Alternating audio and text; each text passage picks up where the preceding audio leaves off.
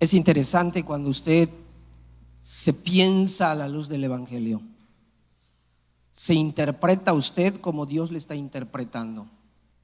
Y por supuesto también se siente usted como Dios le está sintiendo a usted. Y entonces usted se conduce como Dios espera que usted se conduzca. Las teorías de las motivaciones, de los coach, de los terapeutas, enseñan tres cosas. A mí me gusta observar cómo se venden esos cursos. Y se venden al por mayor. Y se venden a 2.500, a 3.000. Y muchos entran en esos grupos. Tres cosas he observado que enseñan ellos y que la Biblia me enseña con toda claridad y con toda precisión. Me lo enseña con vocales, como con manzanitas me lo enseña, pero a veces no lo entiendo.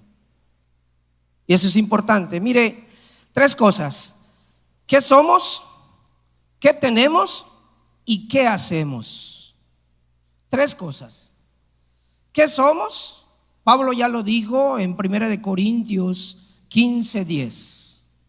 ¿Lo escuchó bien cuando lo dijeron? ¿Qué soy? ¿Qué soy? Por gracia de Dios soy lo que soy. Por gracia de Dios soy lo que soy. Decía mi hermano Farías hace rato que estoy algo alterado porque pues antes de venir me tomé un café y estoy algo nervioso. Un pequeño café me alteró. Y entonces me pienso débil, me pienso frágil, me pienso nervioso y mi público se puede imponer en mi cerebro y mi debilidad me puede hacer olvidar el mensaje que tengo para usted hoy. Pero ¿quién soy? ¿Quién soy? ¿Cómo me estoy pensando? El ser humano se está pensando y está buscando su identidad y está buscando su sentido de vida y está buscando su valor de vida. Y los terapeutas lo saben, la filosofía lo sabe. Y intentan hacernos conscientes de lo que somos. Pero hay veces hacen de nuestro ego un ídolo. Y se llama en la teoría psicológica narcisismo. Se llama egolatría. Y Pablo se piensa y dice: yo soy lo que soy en Cristo. Yo soy el abortivo, el último. Conciencia ministerial. Conciencia ministerial. Porque si no tengo conciencia, y vea que está hablando el apóstol Pablo precisamente de eso. Unos inconscientes están aquí y usa términos psiquiátricos y psicológicos que a veces no le prestamos atención, pero ahí está. Vaya en el capítulo 3, versículo 14. Ahí está, dice: pero el entendimiento de ellos se embotó. Y usted dele clic allí en su Google y usted va a encontrar embotamiento emocional. Y va en las páginas de terapia, va en las páginas de psiquiatría, va en las páginas de psicología, y allí le van a explicar qué es embotamiento emocional o embotamiento mental. Ahí se lo van a explicar. Pero ya me dijeron que aquí algo está embotado, el entendimiento. Y si algo está embotado, entonces no pienso bien. Y si no pienso bien, me sustraigo de la realidad.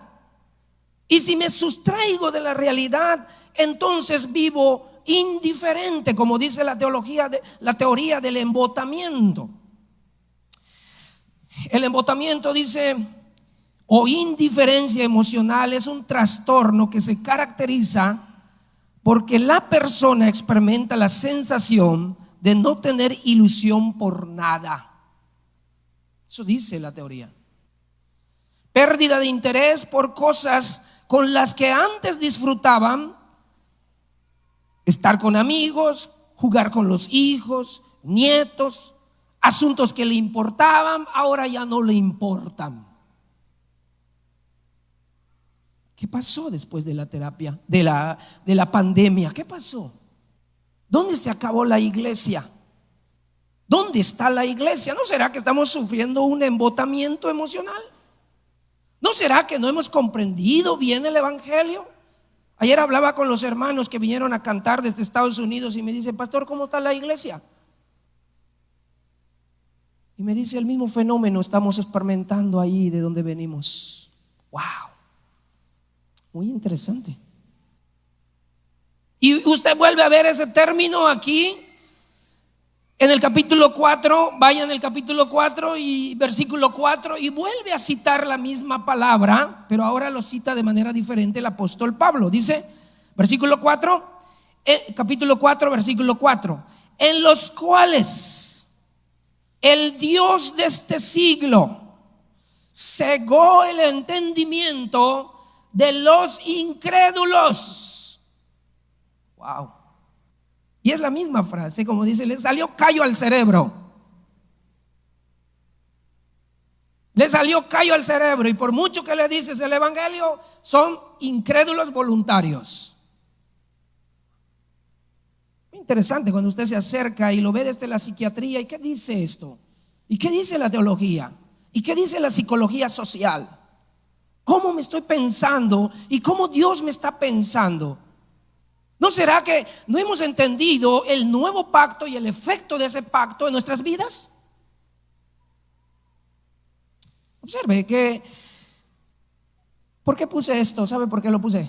Porque quiero darle una lección objetiva, tan sencilla, 3 cosas que yo le puedo enseñar sin decirle mucho de teología y de teorías humanistas y cosas así. 3 cosas, y si usted se va a dar cuenta en el versículo 7, dice: pero tenemos este tesoro en vaso de barro. Tenemos un tesoro en vaso de barro. ¿Cuál es ese tesoro? Si usted le tocara escoger entre una jarra de barro y una jarra de bronce, ¿cuál escogería usted? ¿Cuál escogería? ¿El de bronce o el de barro? El de barro es barato, es pasado por alto. ¿Por qué? ¿Por qué? Porque es frágil, hermanos. Es frágil. Y ustedes y yo somos frágiles.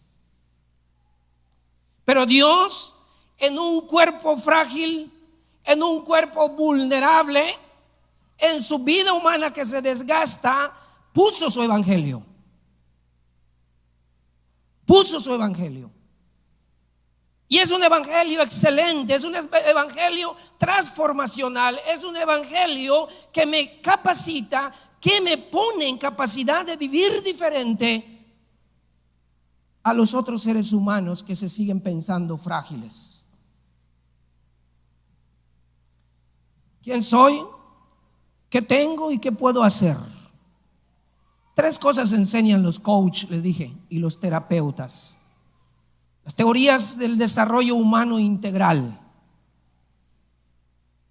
Y la gente va y compra terapias de 800, terapias de 900, terapias de 1000 para que le digan: oye, tú sigues siendo frágil y vas a tener dificultades y vas a tener circunstancias dolorosas, pero tú puedes, campeón. Tú puedes, campeón, eso te van a decir. Pero vea cómo yo puedo hacer lo que Dios espera que yo haga. Y Pablo lo dice. ¿Por qué? Porque a Pablo lo estaban pensando por la sociedad y lo estaban llamando mentiroso, lo estaban llamando deshonesto, lo estaban llamando engañador. Ese es el conflicto que está aquí. Y Pablo, cuando usted lo lee, tiene conflictos y tribulaciones, dice. Y una y otra vez le llegan tribulaciones en su vida. Un cuerpo humano frágil con un evangelio glorioso, transformacional. Eso me está enseñando Pablo. Un cuerpo endeble, un cuerpo o una carne que se desvanece. pero contiene una gloria que perdura, y eso se llama el Evangelio glorioso de Cristo. Y usted lo leyó, y observe cómo lo dice, versículo 16. Por tanto, no desmayamos antes, aunque este nuestro hombre exterior se va desgastando. ¿Qué le sucede al interior? El interior, ¿qué le pasa, hermanos? Léalo usted. El interior, no obstante, se renueva de día en día, porque esta leve tribulación momentánea produce en nosotros un cada vez más excelente y eterno peso de gloria. Cuando usted logra percatarse de lo endeble y frágil que es, pero que Dios en su misericordia, en su gracia suficiente, depositó su gloriosa gracia, entonces usted dejará de ser el tímido evangélico que es, el miedoso evangélico que es, y saldrá con la frente en alta y manifestará la gloria de Dios en medio de una sociedad corrupta e indiferente al evangelio. Pero mientras no tengamos conciencia de eso, hermanos, vamos a vivir igual que los otros, con los miedos, con las angustias, con los temores, con las ansiedades, con las fragilidades, porque no nos estamos pensando como Dios nos está pensando. Ese es un problema. Y entonces tenemos que ir a ver quién nos redime emocional y mental y conductual, porque pues no sabemos, el evangelio no estamos entendiendo que tiene un poder glorioso y que nos ha facultado para vivir diferentes. Aquí es importante que usted se dedique a pensar. Mire, dice la teoría, como si les diera todo igual, dice. La gente que colapsa emocionalmente, ya no le importa nada, ni la iglesia. Dice, ya no quiero saber nada de la iglesia, ya no quiero nada de los hermanos, ya no quiero saber nada de esto, ya no quiero saber. ¿No será que está embotado nuestro entendimiento del evangelio? ¿No será que ya somos incrédulos voluntarios, como está diciendo el apóstol Pablo aquí abajo? Aquí tenemos que pensarnos y decir, ¿tengo conciencia ministerial o no? Esta desconexión de la realidad y falta de interés y placer puede afectar a la toma de decisiones y las relaciones interpersonales y la responsabilidad de cuidado personal. Y la Biblia me dice a Pablo dice, ten cuidado de ti mismo y de los que te escuchan también.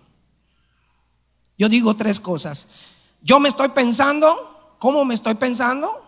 La gente me está pensando, ¿qué pienso de cómo me piensa la gente? Pero lo más importante es cómo Dios me piensa a mí y cómo me analiza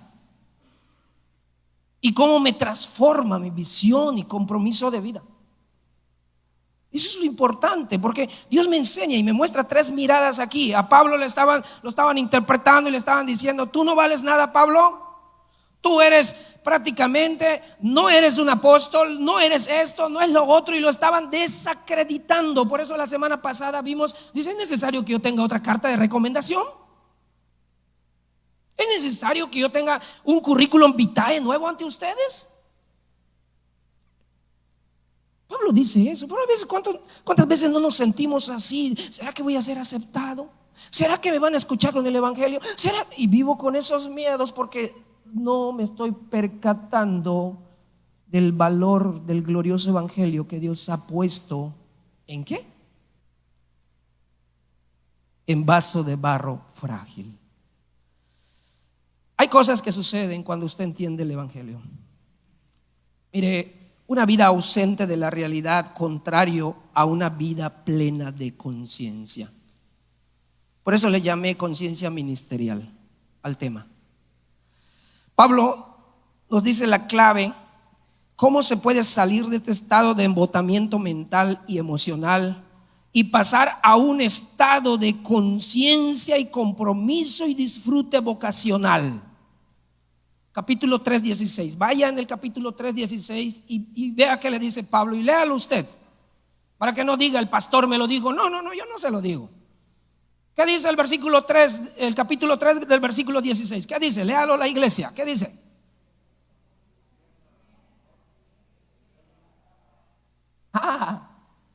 Pero cuando se conviertan al Señor, el velo se les quitará. Y entonces, ¿qué necesitamos? Se supone que nosotros ya estamos convertidos al Señor. Se supone que nosotros ya tenemos a Cristo como nuestro Señor y Salvador. ¿Y entonces qué está pasando? Si ya no está embotado nuestro estado mental y emocional y conductual, si ya no estamos ciegos, ya no somos incrédulos voluntarios, entonces ¿qué pasa? ¿Por qué no hay mayor compromiso? ¿Por qué no hay mayor entrega? ¿Por qué no hay mayor santificación? ¿Por qué no estamos marcando la diferencia como iglesia?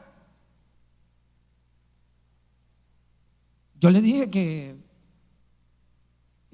aquí es sencillo el evangelio, pero ¿cómo me reta a vivir diferente cuando yo ya estoy percatado, yo ya tengo conciencia de ello? Mire, Pablo ya nos enseñó, ya nos describió la naturaleza y momentos de su ministerio. Si usted lo lee bien, usted va a ver que está hablando de tribulación, leve, hasta le dice, no, él no dice gran tribulación, él dice leve, pero estuvo a punto de morir, estaba en la cárcel, está siendo despreciado por la sociedad, pero a él no le tiembla la mano ni la voz al hablar y decir, no, esto que sufro no es nada, sino que el evangelio es más excelente sobre mí y que me capacita y me ha capacitado para ser lo que soy. En medio de los desprecios, en medio de las miradas y las interpretaciones que me estén dando por estos entornos, yo he aprendido a vivir lo que soy por la gracia suficiente del evangelio.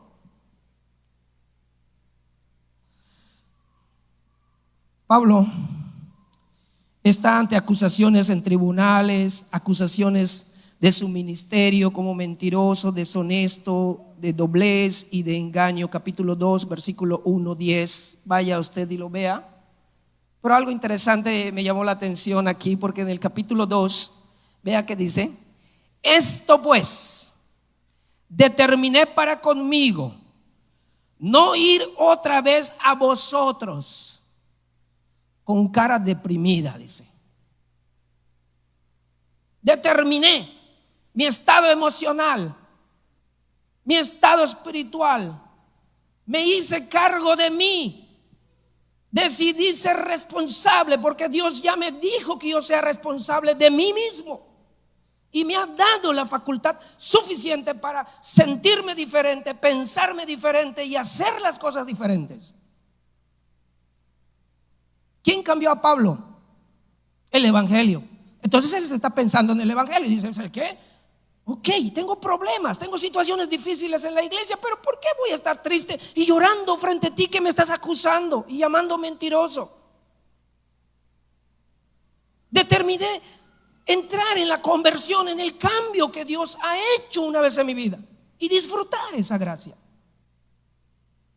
Hay muchas cargas emocionales, hermanos, que nos hace ser infuncionales en la vida integral que vivimos. Y eso lo reflejamos en la iglesia también, en el cuerpo de Cristo. No queremos leer la Biblia, no queremos orar, no tenemos tiempo, decimos. Nos hemos metido en una zona de confort en la cual ni queremos salir, pero queremos que las cosas cambien, pero nosotros no queremos cambiar. Pablo quería cambiar las cosas y él dice: no, yo voy a cambiar, no voy a estar triste. El evangelio es capaz de transformarme a mí mismo primero y entonces poder influir en los demás. Pero el cambio, ¿dónde empezó? Con Pablo, por medio de su relación y su comprensión y su conciencia ministerial. ¿Tenía tribulaciones? Sí. ¿Tenía heridas? Sí. ¿Estaba siendo despreciado? Sí. Pero se sabía amado y, aunque débil, portador de un glorioso evangelio. Entonces, cuando entendamos eso, hermanos, cambiará nuestro sentimiento y nuestro compromiso cuando logremos despertar la conciencia que Dios quiere que despiertes hoy. Y entonces saldrás del modo silencioso de ser cristiano y entonces serás ese cristiano que Dios espera que seas en tu sociedad. Impactarás desde tu trinchera y donde quiera que te muevas. Pero primero se necesita despertar nosotros mismos para sacudir la tristeza de lo que experimentamos, de lo que hemos sufrido, y dejarnos renovar a la luz de este glorioso evangelio. Todos estos sucesos, según la teoría de la psicología y de la psiquiatría, pueden ser estresores o detonantes para que nos entumamos y embotemos mental y emocional y vocacionalmente. Ya ni queremos ir al trabajo, no queremos ir a la iglesia, ya no queremos asumir un compromiso, ya ni queremos pasar a orar aquí.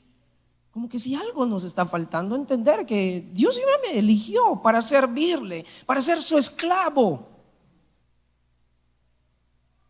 Tengo que entender eso. Y entonces mi estado emocional, mental, espiritual va a ser, aunque no me inviten a estar aquí en el púlpito, yo voy a decir: yo, hermanos, yo lo hago. Yo lo hago, yo voy, yo iré por ustedes. ¿Quién irá por mí? Dice Jesús, dice Isaías: yo iré por ustedes, envíenme a mí. Pero a veces no, prefiero esconder mi mano y ya no quiero ni servir aquí, ni servir en mi sociedad. Entonces tengo que revisar y despertar mi conciencia a la luz del glorioso evangelio que Dios ha puesto dentro de mí. Mire, entonces, frente a los desafíos de vivir como cristianos, a veces nos entumimos por las situaciones que experimentamos, según dice las teorías de la conducta. Pues los que analizan la conducta, los pensamientos, los sentimientos. Y Pablo está en una situación difícil, pero yo no lo veo deprimido ni derrotado. Él se reconoce frágil, sí, porque si usted se da cuenta, en el capítulo 5 lo dice: porque sabemos que si nuestra morada terrestre, este tabernáculo, se deshiciere. Yo le decía hace rato, ¿sabe qué lo dejó débil esto? El sol y la lluvia. Lo dejé allí en un rinconcito de mi casa y hoy lo fui a buscar, y cuando lo veo todo fracturado. ¿Qué me está debilitando a mí? Pablo lo dice: este tabernáculo, este cuerpo, esta morada terrestre, este tabernáculo se deshiciere. Tenemos de Dios un edificio, una casa no hecha de manos, eterna en los cielos. Y por esto también gemimos, deseando ser revestidos de aquella nuestra habitación celestial.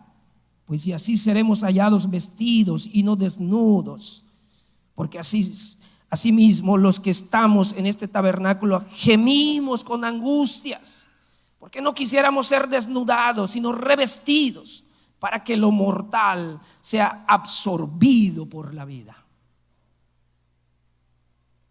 Cuando veo al apóstol Pablo cómo se está pensando y cómo se está sintiendo, a mí me anima.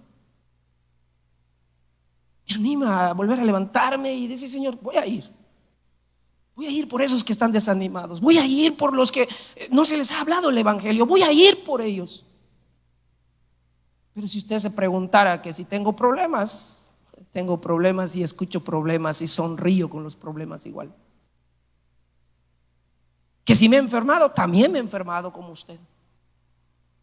Pero también he entendido algo, que de mi fragilidad el evangelio es transformador. Y cuando lo entendamos, hermanos, entonces haremos la misión que Dios tiene puesto en tus débiles manos. y en mis débiles manos. No somos competentes por nosotros mismos, dice el apóstol Pablo. Nuestra competencia viene ¿de quién? De Dios. Porque si por mí fuera, hermanos, yo se los he dicho, nunca pensé ser pastor. Yo no vengo de familia pastoral, ni aprendí qué es el trabajo pastoral en casa, pero Él me lo enseñó y lo amo. Y que cada cristiano, porque si usted se da cuenta en el Evangelio dice, mire que dice, por lo cual teniendo nosotros este ministerio, según la misericordia de Dios. Y con esto quiero ir terminando, hermanos. Quiero que usted no olvide que la naturaleza humana es propensa a la sospecha, a la envidia, a las difamaciones.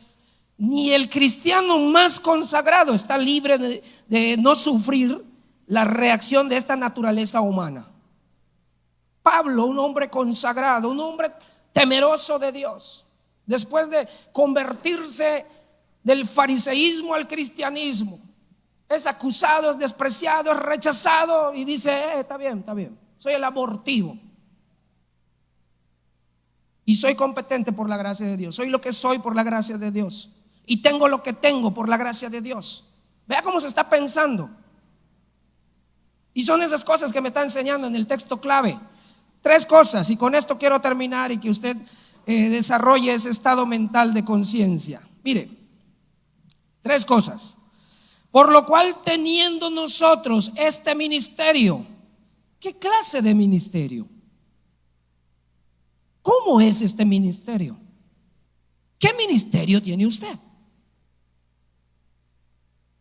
Ya, Pablo ya analizó él mismo. Y usted lee otra vez en el capítulo 2, hace un análisis, el capítulo 1 hace un análisis de su toma de decisiones. Y en medio de su toma de decisiones, en el versículo 17 dice, así que al proponerme esto, usé quizá de ligereza, o lo que pienso hacer, lo pienso según la carne para que haya en mí sí y no. En psicología se le conoce pensamientos ambivalentes, pensamientos que chocan, odio y amor. Y hay veces escucho eso en la iglesia, es que me cae mal ese hermano. Yo me pregunto ¿cómo puede caber en tu corazón el caerte mal el otro hermano si tienes a Cristo? Es pensamiento ambivalente, es un sesgo cognitivo, es una deformación teológica. ¿Cómo puedo decir, ese hermano lo desprecio porque me hizo esto y esto? Yo no entiendo cómo funciona eso en el cerebro de las personas, pero aquí me dice Pablo, tomé decisiones un sí y un no. Y a veces, sí Señor, sí Señor. Y hermano, ¿me ayudas a trabajar en este ministerio? No, hermano, no puedo, no tengo tiempo. Escojan a otro. Son pensamientos ambivalentes, hermanos. Sí y no. Yo no puedo ver que el amor y el odio sobrevivan. Uno o el otro va a ganar. Aquí tiene que ser sí o no. O eres frío o eres caliente. Por cuanto eres tibio, te vomitaré de mi boca. El que es conmigo está, conmigo recoge. El que es contra mí, ¿qué dice? Pues desbarrama. Yo veo un sí, un no. ¿Cuál es el tuyo? ¿Es tu sí o es tu no? Por eso yo me atreví a hablar de conciencia ministerial.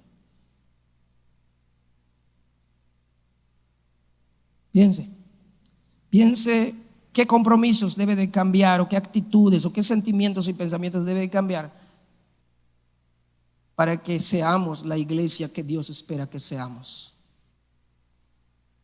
Porque Dios quiere cambiarnos. Cuando nos sentamos en su evangelio y lo vemos, yo le dije que voy a estar terminando, así que teniendo nosotros este ministerio, ¿qué clase de ministerio tiene usted? Pregúntelo. ¿Qué categoría de ministerio tiene? Piénselo. ¿Se ajusta al paradigma de Cristo? ¿Se ajusta? Usted piénselo. Usted, como decimos en consejería y como dicen también los psicólogos y terapeutas, el profesional del problema es uno mismo. Yo sé cómo estoy con Dios y sé que debo de mejorar con Dios. Sé qué pensamientos, qué sentimientos y qué conductas Dios quiere santificar. Entonces, Señor, aquí estoy. Me postro ante Él y digo, aquí estoy. Y entonces me lo quito. Entro en ese proceso de conversión, de cambio. Piense usted. Dios en su misericordia se arriesgó a depositar su mensaje en un vaso de barro endeble, frágil, por su pura misericordia. Y lo dice Pablo. Mire, según la misericordia que hemos recibido. El ministerio que usted tiene, no usted lo ganó porque usted es muy técnico o muy capaz. Es según la misericordia de Dios. El micrófono que pongo aquí en mis manos, hermanos, yo le puedo decir cómo empecé predicando. Así estaba. Y mi texto bíblico en mi cabeza era: todo lo puedo en Cristo que me fortalece, estoy diciendo. Y los hermanos están ahí y no saben si estaba en blanco mi cerebro. Y tengo mis notas y no puedo hablar. Pero cuando entendí que sí es cierto, acepto mi fragilidad, pero también acepto en fe en Jesucristo que Él me ha dado la capacidad y la facultad en su gracia. Y entonces aquí estoy ante ustedes y cuando me toca hablar en cualquier otro lugar. Según la misericordia de Dios, entonces hemos recibido. ¿Cómo obtuve lo que tengo? ¿Quién me ha hecho capaz en este ministerio que tengo? Pablo ya dijo que su competencia viene de Dios y luego vuelve a afirmar: según la misericordia de Dios.